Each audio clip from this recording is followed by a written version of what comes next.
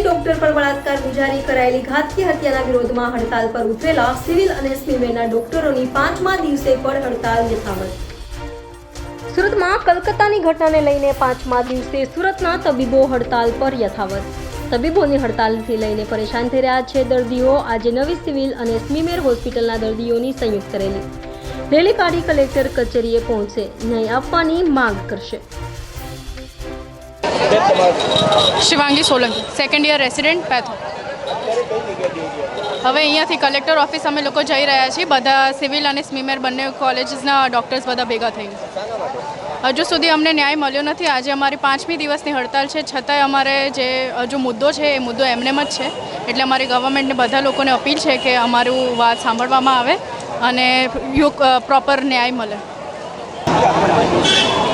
હું doctor Krishna Parekh, R2 second year resident છું, pathology.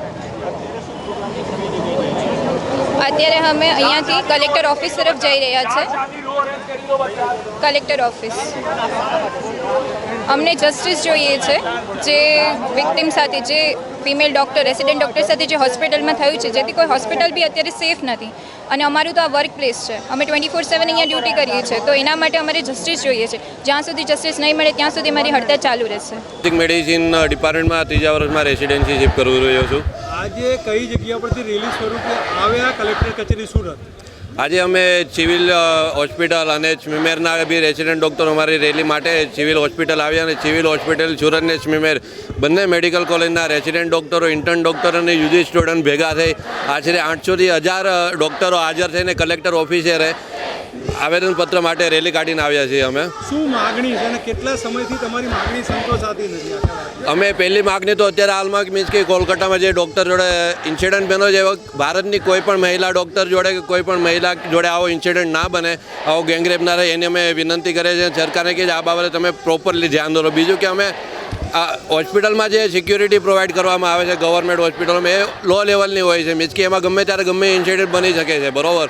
એટલે જે રીતના એરપોર્ટ ઓથોરિટીને જે રીતના સિક્યુરિટી પ્રોવાઈડ કરે એટલી જ એના એ ટાઈપની કોઈ એનાથી નીચેની બી અમને હોસ્પિટલમાં સિક્યુરિટી પ્રોવાઈડ કરો, જેના લીધે ડૉક્ટરો, પેશન્ટ, દર્દીઓને બી બરાબર સુવિધા અમે પ્રોવાઈડ કરી શકીએ।